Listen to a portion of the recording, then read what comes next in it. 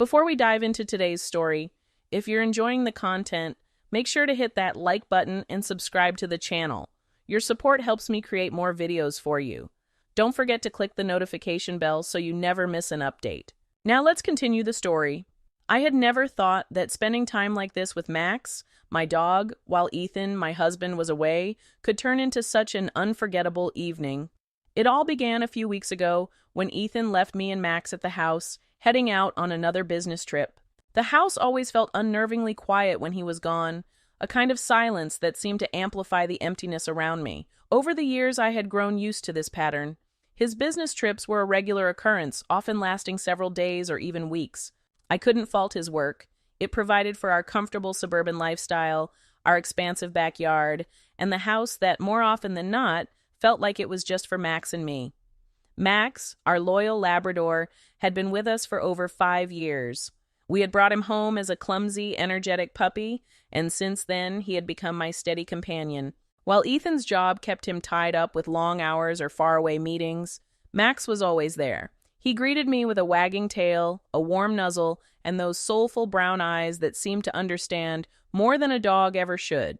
Tonight was one of those nights when the quiet of the house felt especially suffocating. I tried to fill the silence with music, television, and even an audiobook, but nothing worked. Dinner was a lonely affair, a reheated plate of leftovers from the previous night.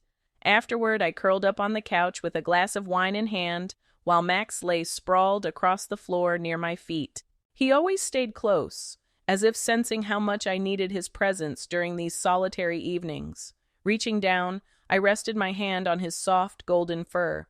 "Looks like it's just you and me tonight, huh?"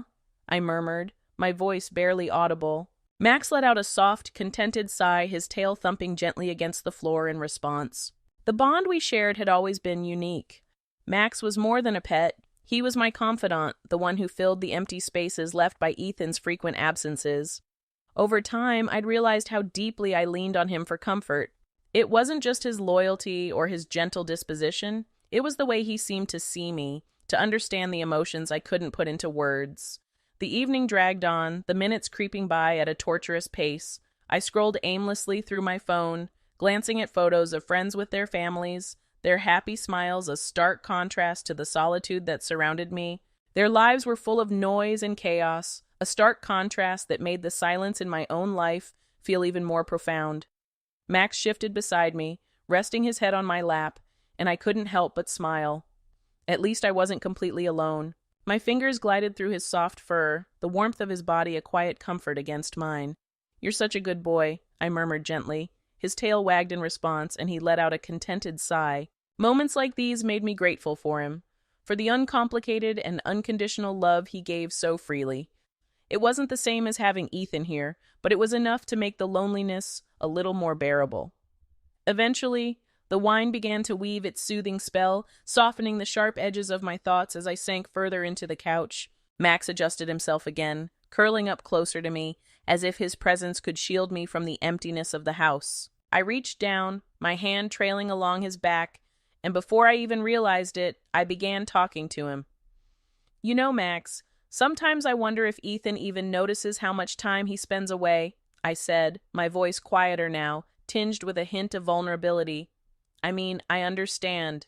He's busy, he's doing what he has to do, but sometimes I just wish he'd be here." Max's ears twitched at my words, and he lifted his head to look at me, his brown eyes filled with an uncanny sense of understanding that sent a pang through my chest. It was absurd, of course, to believe he truly comprehended my feelings, but in that moment, it felt so real. "You get it, don't you?" I continued, my hand still moving rhythmically through his fur. "You're here. You always are." The room grew quieter, the only sounds the gentle hum of the refrigerator and the soft rhythm of Max's breathing. My hand rested on his side, feeling the steady rise and fall of his chest, a grounding presence I hadn't realized I needed. The oppressive silence of the house seemed to ease with him beside me, transforming into something almost comforting. As the night stretched on, I found my thoughts drifting back to the life Ethan and I had built together. It wasn't bad by any means. We had a lovely home, financial stability, and a routine that worked for the most part.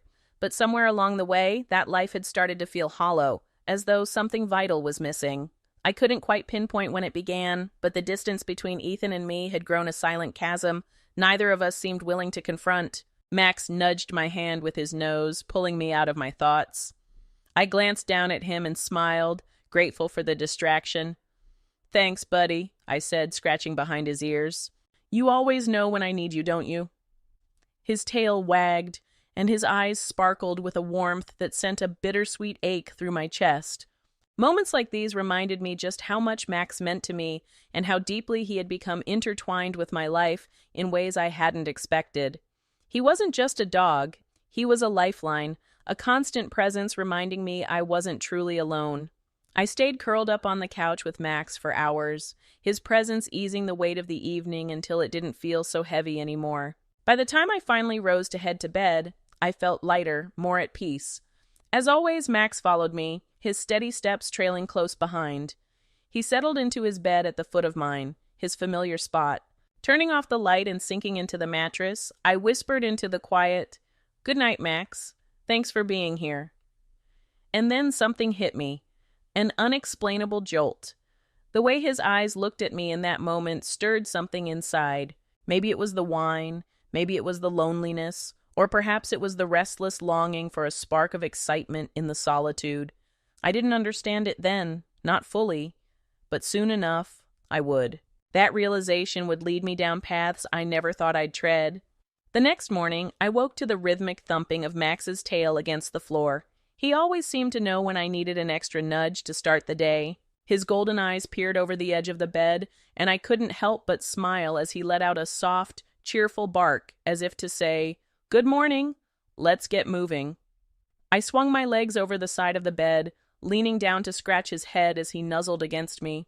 All right, I'm up," I said with a laugh. Max darted toward the bedroom door, pausing to glance back at me as if to make sure I was following.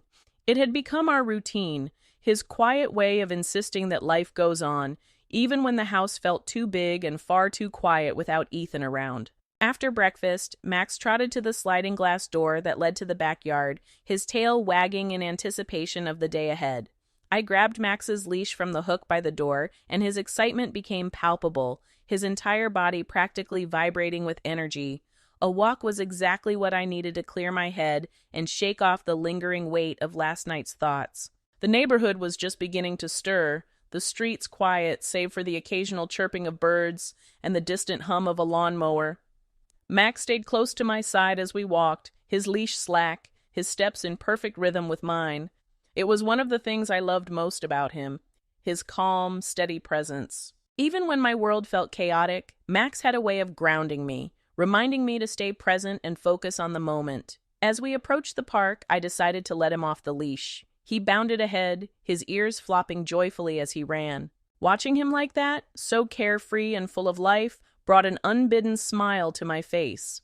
His happiness had a way of lightening my own mood. I found a nearby bench, sat down, and let the warmth of the morning sun wash over me while keeping an eye on him. Max was chasing a squirrel now, his movements more playful than predatory. "You're ridiculous, you know that?" I called out with a laugh. He stopped, turned, and trotted back toward me, his tail wagging furiously, his tongue lolling out of his mouth. Flopping down at my feet, he let out a contented sigh. For a while, we just sat there, soaking in the tranquil morning together. As often happened when it was just the two of us, I found myself talking to Max. There was something oddly comforting about it, as if he were a sounding board for the thoughts I didn't know how to share with anyone else. "I don't know, Max," I began, leaning down to rub his ears. "Do you ever think about what life would be like if things were different? If we weren't stuck in the same routine day after day?" He looked up at me with those big, expressive eyes, and for a fleeting moment, it felt like he was truly listening. It was silly, of course, to think he could understand the complexities of my thoughts. But in moments like this, it felt almost possible. "I mean, don't get me wrong," I continued, my hand idly stroking his fur. "I'm grateful for what we have, but sometimes it feels like something's missing, you know?" I sighed, leaning back against the bench. "Ethan, he's a good man, but he's always gone. And when he's here, it's like we're just going through the motions." Max let out a soft whine, resting his head on my knee. A pang of guilt surged through me. "I'm sorry," I said, reaching down to scratch the top of his head. "You shouldn't have to listen to me ramble about all this." But Max didn't seem to mind. He stayed right there, his head on my knee, his tail wagging slowly and steadily, as if to reassure me.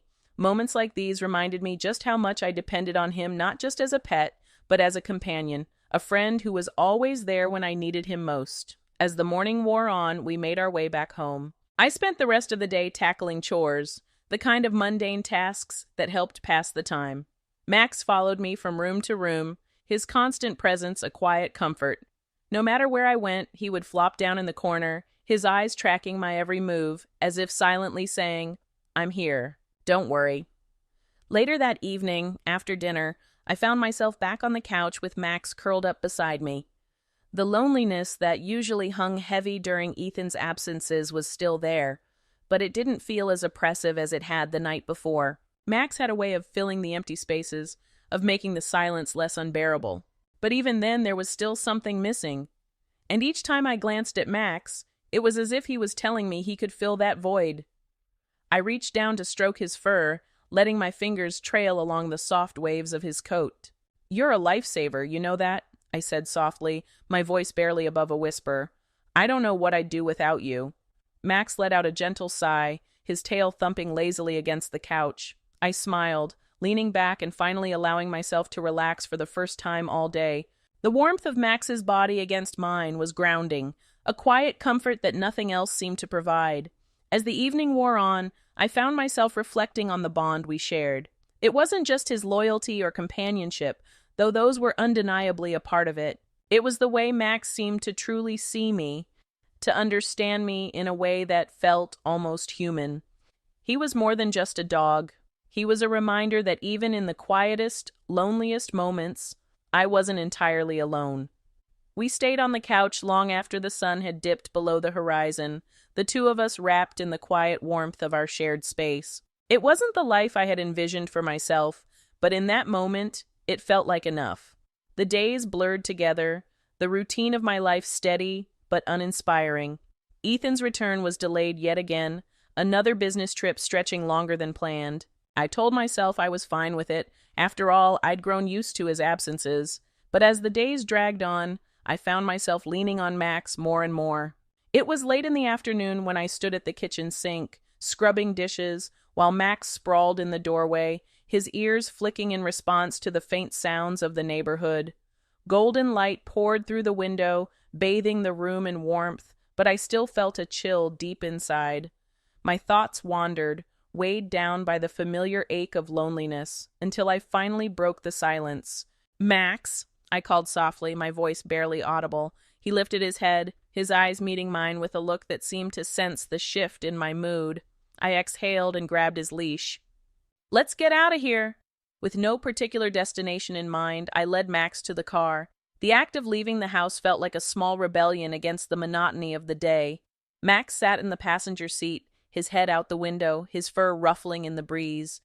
His infectious joy lifted my spirits, and for the first time that day, I found myself smiling. Eventually, we arrived at a nature reserve on the outskirts of town. The walking trails were quiet, the kind of place where the only sounds were the gentle rustling of leaves and the distant chirping of birds. I let Max off his leash, watching as he bounded ahead, his tail wagging with uncontainable enthusiasm. He had always loved the outdoors, and seeing him so full of energy and joy eased the ache that had settled in my chest. I followed him down the winding trail, the soft crunch of gravel beneath my feet grounding me in the present. Max darted between the trees, pausing now and then to glance back at me, as if to make sure I was still there. His excitement was infectious, and for the first time in what felt like days, I felt a sense of calm washing over me, the tension in my shoulders easing as I breathed in the crisp, clean air. As we walked, my thoughts drifted to the life I had built with Ethan. I loved him, or at least I thought I did, but lately, that love felt more like a routine than a feeling, a quiet companionship that no longer held the spark it once did. In his absence, it had been Max who filled the void, his unwavering loyalty soothing the restlessness of my heart in ways I hadn't anticipated. We came across a quiet clearing, and I found a seat on a fallen log, watching as Max explored the area. His tail wagged as he sniffed around, his curiosity endless, and his joy infectious. Eventually, he wandered back to me, flopping down at my feet with a contented sigh. Reaching down, I scratched behind his ears, smiling as he nuzzled against my hand. His warm, steady presence grounded me once again. "You're my rock, you know that?" I said softly, my voice barely above a whisper. Max lifted his head, his expressive brown eyes meeting mine with a warmth that made my chest tighten. Moments like this reminded me just how much he meant to me, how his presence had become a lifeline in a world that often felt too quiet. As the sun dipped lower in the sky, casting long golden shadows across the clearing, I stayed there with Max. The two of us were cocooned in the peace of the moment, where time seemed to slow, and for once, the silence felt like solace rather than loneliness. The world outside the reserve seemed to fade away until it was just Max and me. In that stillness, I felt an unfamiliar sense of clarity, as though the weight of my thoughts had been lifted, leaving me free to simply exist. As we made our way back to the car, I realized how much I had needed this escape from the house, from the routine, and from the endless thoughts that had been circling in my mind. Max trotted beside me, his steps perfectly in sync with mine, and a wave of gratitude washed over me. He wasn't just my dog, he was my constant, my anchor, the one thing that made the loneliness bearable. The drive home was quiet, the setting sun painting the sky in hues of orange and pink. Max curled up in the passenger seat, his head resting on his paws, his steady, rhythmic breathing filling the silence. I reached over and rested my hand on his back, feeling a peace I hadn't realized I was searching for. When we arrived home, the house felt less empty, less oppressive. Max followed me inside, his tail wagging happily as he settled onto his bed near the couch. I sank into the cushions, letting out a breath I hadn't realized I was holding, and felt a quiet sense of contentment. The bond I shared with Max was unlike anything else in my life, pure, uncomplicated, and unwavering. That night, as I lay in bed with Max curled up at my feet, I found myself reflecting on the connection we shared. It wasn't something I could easily put into words, but it was real tangible in a way that filled the empty spaces left by Ethan's absence. Max wasn't just a dog to me. He was my partner, my confidant, and in many ways, my closest friend. For now, that was enough, or was it? The following night, as darkness fell, it seemed heavier, more impenetrable than usual. The kind of inky blackness that enveloped the house seemed to press against the windows, wrapping everything in an oppressive stillness. The air felt heavy, charged, as though a storm lingered just beyond the horizon. Max padded silently beside me as I moved through the house, his quiet presence a grounding force. I hadn't bothered to turn on the lights, letting the faint glow of the moon guide my steps as I made my way to the couch. I sank into the cushions, and Max immediately settled beside me, resting his head on my lap. The silence in the house felt overwhelming, a stark reminder of how much space Ethan occupied even when he wasn't here. My hand drifted to Max's fur, stroking it absent-mindedly as my thoughts swirled. "You're all I have right now," I murmured, my voice barely audible in the stillness. Max let out a soft huff, his tail thumping gently against the couch. He lifted his head to look at me, his golden eyes filled with an understanding that sent an ache through my chest. I exhaled shakily, my hand stilling on his fur. "It's just us, isn't it? You and me," I whispered, the words heavier than I intended.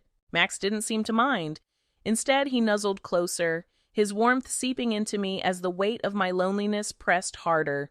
There was something different about our connection that night, something stronger, more profound. It wasn't just the comfort of his presence or the way he seemed to mirror my every emotion. It was deeper than that, a bond that defied words or logic. I leaned back into the couch, closing my eyes as I let myself sink into the moment, the quiet, the warmth of Max's body against mine. Time seemed to blur as we stayed like that, the two of us cocooned in the stillness. My hand drifted to his head, my fingers tracing along the soft contours of his fur.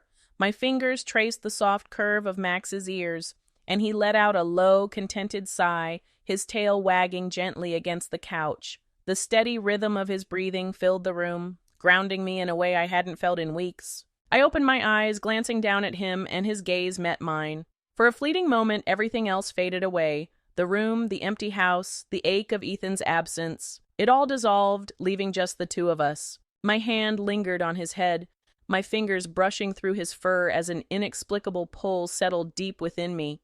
The connection was so strong, it left me breathless. Max shifted closer, his warmth a soothing balm to the cold emptiness that had taken root in my chest. I leaned forward slightly, resting my forehead against his.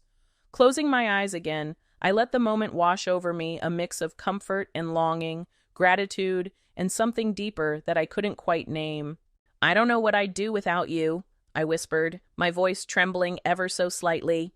Max responded with a soft nuzzle, his nose brushing gently against my cheek. His tail wagged once more, as though he understood, as though he felt the same unspoken bond that had grown between us. The minutes stretched on, the world outside forgotten as I stayed there with Max.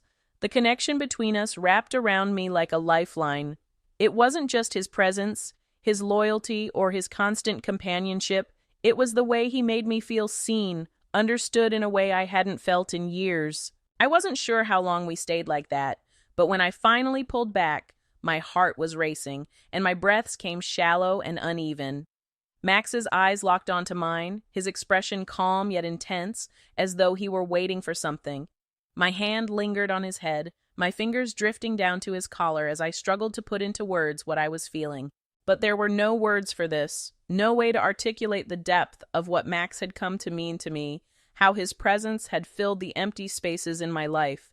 All I could do was sit there, my hand resting on his fur, my heart pounding as I tried to make sense of the moment. Eventually, I leaned back against the couch, my hand still on Max as he settled beside me once more. The weight of the moment lingered, a quiet reminder of the bond we shared, of how he had become so much more than just a dog to me. As the night wore on, a sense of clarity washed over me, not born of logic, but something deeper, more instinctive. Max had always been my anchor, my constant in a world that often felt too chaotic, too lonely. And in that moment, I realized just how much I needed him, not just as a companion, but as a lifeline, a reminder that I wasn't alone. The house remained silent as I finally made my way to bed, Max trailing close behind. He curled up at the foot of the bed, his quiet presence reassuring me that I wasn't entirely alone. Lying there in the darkness, my thoughts continued to swirl, but my heart felt a little lighter, a little more at peace. As I drifted off to sleep, I whispered into the stillness, "Thank you, Max, for everything." He looked at me in a way that seemed to reflect my own feelings of loneliness, the desire for something more, for excitement. His gaze spoke volumes, as though he was telling me he could give me what I craved when Ethan was away. Something deep within me shifted, leaving me questioning whether I should resist or give in to the temptation. I shook my head, whispering to myself, "No, I can't do this." But a part of me, an undeniable part, wanted to find out. Perhaps later, I would give in. But not yet. I wasn't ready. The next morning, sunlight streamed through the bedroom window, casting a warm, golden glow across the room, as though the day held the promise of something new. I blinked awake, the weight of the previous night still lingering in the recesses of my mind.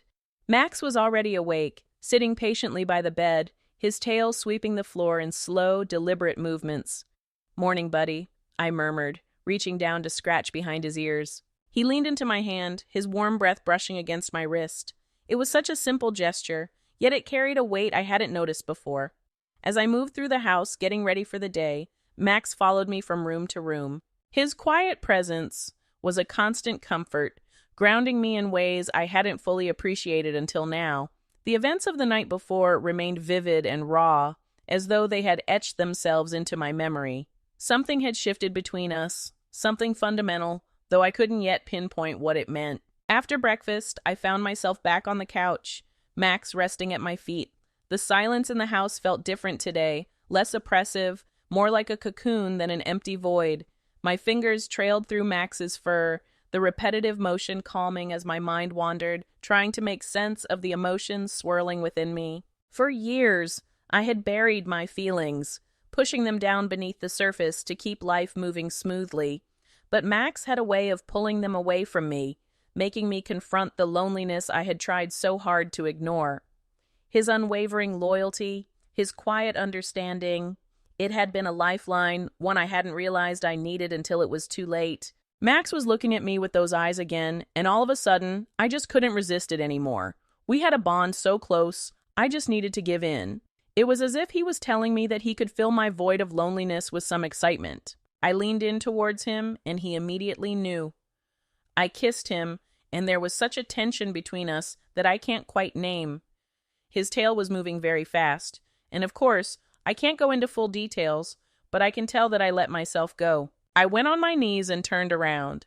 Wow, when Max was doing his thing, I could have never imagined that it could be that good. The bond we shared even strengthened what we were doing. It was so amazing. After, I think, 30 to 40 minutes, he finished, and I sighed, leaning back against the cushions. "What are we doing, Max?" I asked softly, my voice tinged with a mix of wonder and confusion. He looked up at me, his golden eyes meeting mine, and for a moment it felt like he was waiting for an answer too. The rest of the day passed in a haze of mundane tasks and fleeting moments of clarity. I folded laundry, cleaned the kitchen, and walked Max through the neighborhood, all the while feeling the weight of the bond we shared pressing against me. It wasn't something I could ignore anymore, no matter how hard I tried. By the time evening rolled around, I felt restless, a nervous energy thrumming through me that I couldn't quite shake. I grabbed Max's leash and headed out the door, needing to clear my head. The air was crisp and cool, the faint scent of wood smoke drifting on the breeze as we made our way to the park. The paths were quiet, lit only by the soft glow of the street lamps and the occasional flicker of headlights in the distance. Max trotted beside me, his step steady and confident as he matched my pace. I let him lead the way, trusting his instincts as we wandered deeper into the park. We eventually found ourselves at a secluded clearing, the grass damp with dew and the air humming with the quiet sounds of the night. I sat down on a bench, Max settling at my feet, his body warm against the coolness of the evening air. Overhead, the stars sparkled brightly, scattered across the sky like shards of glass, and for a moment, the weight of the world seemed to lift from my shoulders. Max shifted slightly, resting his head on my knee, and I reached down to stroke his fur. The familiar motion grounded me, a soothing balm to my restless thoughts. "You've always been here for me, haven't you?" I murmured softly, my voice carrying in the stillness of the night. Max responded with a quiet whine, his tail thumping gently against the ground. It was such a small gesture, yet it filled my chest with a warmth that pushed back the lingering shadows of doubt and loneliness. Max wasn't just my dog, he was my partner, my anchor, my constant in a world that so often felt too vast and too empty. As the minutes stretched into hours, I found myself speaking aloud, the words spilling out as though a dam had finally broken. I told Max about my fears and doubts, about the ache of a marriage that had become more routine than connection. I spoke of the countless nights spent alone, of the moments when his presence had been the only thing holding me together. Through it all, Max stayed by my side, his quiet presence a reminder that I wasn't truly alone. His loyalty, his unwavering love, it was unlike anything I'd ever known. It filled the spaces in my heart I hadn't realized were empty. The drive home was quiet, but it wasn't the kind of silence that felt hollow. Instead, it was full of meaning, a comforting stillness that resonated deeply. Max curled up in the passenger seat, his eyes slowly closing as the steady rhythm of the road lulled him to sleep. I glanced over at him, a small smile tugging at the corners of my lips, and reached out to brush my fingers gently against his fur. When we arrived home, the house felt different, warmer, more inviting than it had in weeks. Max followed me to the couch, where he settled beside me as I curled up beneath a soft blanket. The quiet companionship we shared was enough, a reassuring reminder that even in my loneliest moments, I wasn't truly alone. I let my head rest against the back of the couch, my fingers tracing absent patterns through Max's fur. "You're my rock," I whispered, my voice carrying the weight of everything I couldn't put into words. I sat down on a bench, Max settling at my feet, his warm body a comforting contrast to the coolness of the evening air. Above us, the stars scattered across the sky like shards of glass, their brightness cutting through the darkness. For a brief moment, the weight of the world seemed to lift from my shoulders. Max shifted slightly, resting his head on my knee, and I instinctively reached down to stroke his fur. The familiar motion grounded me, a soothing ritual in the stillness of the night. "You've always been here for me, haven't you?" I whispered softly, my voice carrying in the quiet air. Max responded with a low whine, his tail wagging gently against the ground. It was such a small thing, yet it filled my chest with warmth, chasing away the lingering shadows of doubt and loneliness. Max wasn't just my dog, he was my partner, my anchor, the constant in a world that often felt too vast and too empty. As the minutes stretched into hours, the words began to spill out, unstoppable, like water breaking through a dam. I told Max about my fears and my doubts, about the ache of a marriage that had become more routine than connection. I spoke of the long, quiet nights, the moments when his presence was the only thing that kept me from falling apart. And through it all, Max remained by my side, his quiet presence a reassurance that I wasn't truly alone. His loyalty and love were unlike anything I had ever known, filling spaces in my heart I hadn't realized were empty. The drive home was quiet, but it wasn't the emptiness I had felt so many times before. It was a silence filled with meaning, a peaceful stillness that resonated deeply. Max curled up in the passenger seat, his eyes slowly closing as the gentle rhythm of the road lulled him to sleep. I glanced over at him, a soft smile tugging at my lips, and reached out to brush my fingers gently along his fur. When we arrived home, the house felt different, warmer, more inviting than it had in weeks. Max followed me to the couch, where he settled beside me as I curled up beneath a blanket.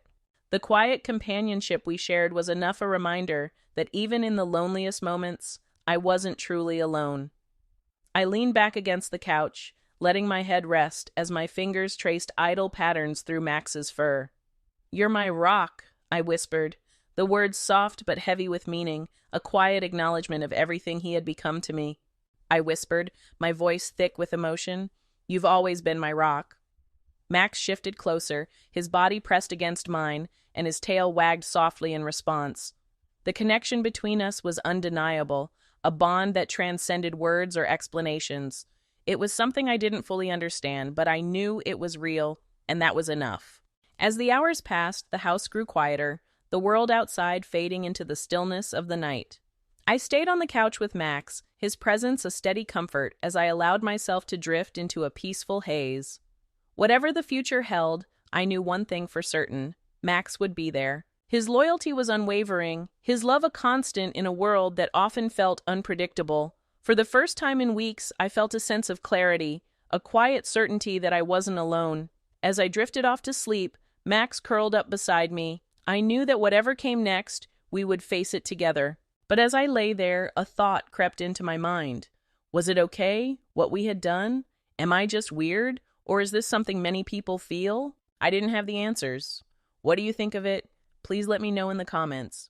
Thank you.